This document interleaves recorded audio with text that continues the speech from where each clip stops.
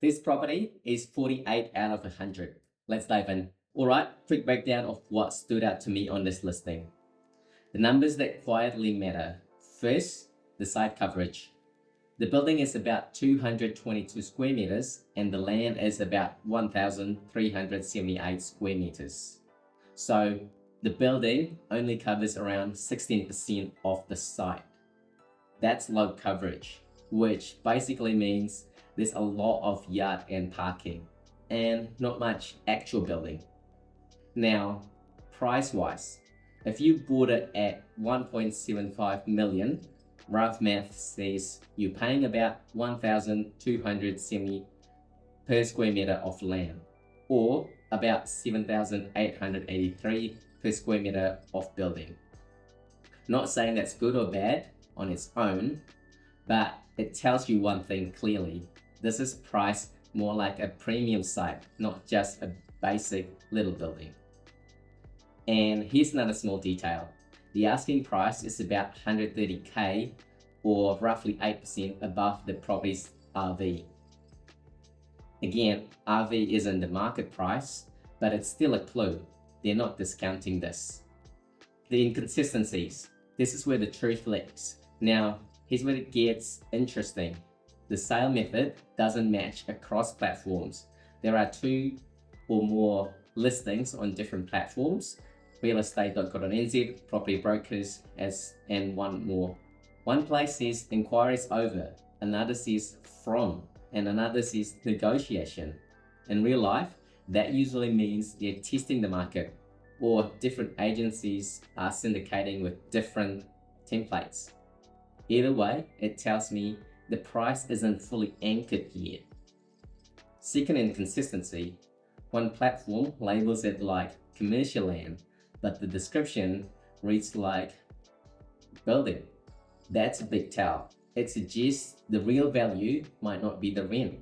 It might be the site, the parking, and future options. Third, they call it a blank canvas, but another place calls it well maintained. Those two can both be true, but they can also hide something. Blank canvas can mean flexible, or it can mean outdated fit out. And if you're the one paying to freshen it up, so until proven otherwise, I'd budget for basic tidy up, paint, flooring, lighting, maybe accessibility tweaks. And the biggest one, they're using investor language, but there are 0 investor numbers. No rent, no lease, no outgoings, no yield. That's not normal for a true investment listing. So it's probably being pitched more as owner-occupier or development, unless there's a tenancy story they just haven't shown. What the listing is not saying. Here are the big missing pieces I'd want before taking this seriously. Number 1, is it tenanted right now? If yes, who's paying rent? And what's the lease term? Second, seismic rating or percentage NBS. In New Zealand, banks and insurers ask this early. Third, insurance. Can it be insured normally? Or are there exclusions? Fourth, BWOF and fire compliance. If that's messy, it gets expensive fast. Fifth, outgoings. What costs are recoverable from tenants? And what costs are on you as a landlord? Then basic building maintenance, roof condition, water ingress history, HVAC age, electrical and wiring, and don't forget, asbestos. Not saying it's there, but it's commonly unknown until you check.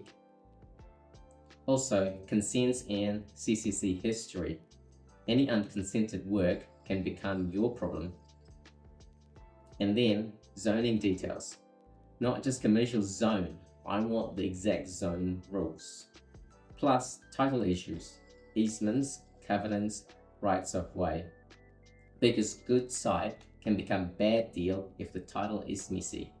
Between the lines signals. Now let's read the language.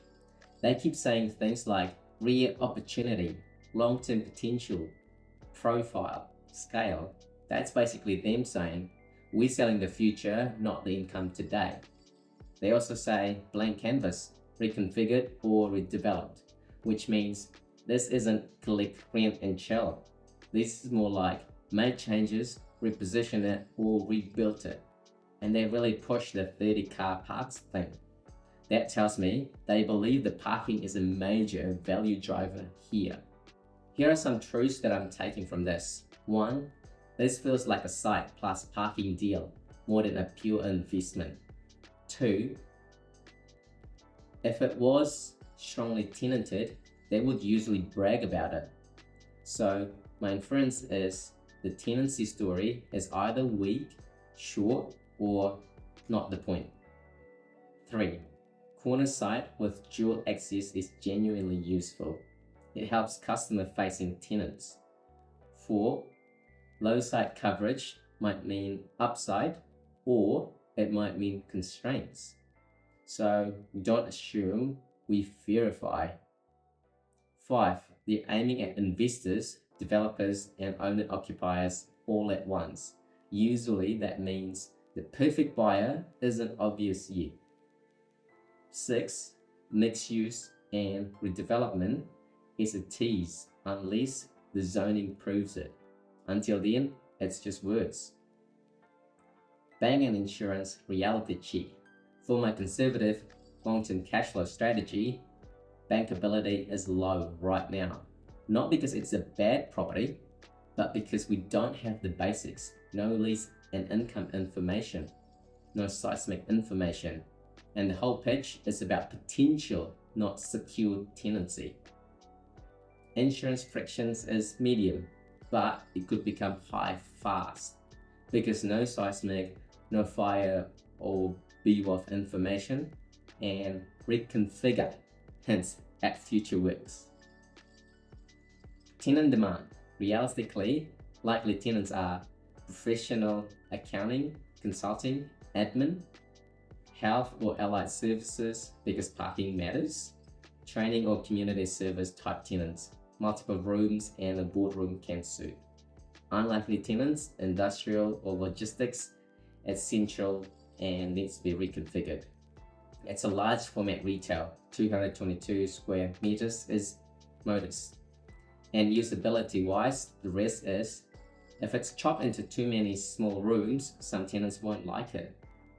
So easy leasability upgrades could be paint, lighting, flooring, cheap but high impact. A simpler layout, open plan plus a few meeting rooms perhaps, and better signage frontage because the site exposure should actually work. Now here are the 8 killer questions that I asked the agent if I only had 2 minutes with the agent. I would ask, is it tenanted today? If not, when did the tenant leave and why? What's the percentage NBS and how old is the report? Can you give me an insurance indication right now? Any known big capital expenditure coming?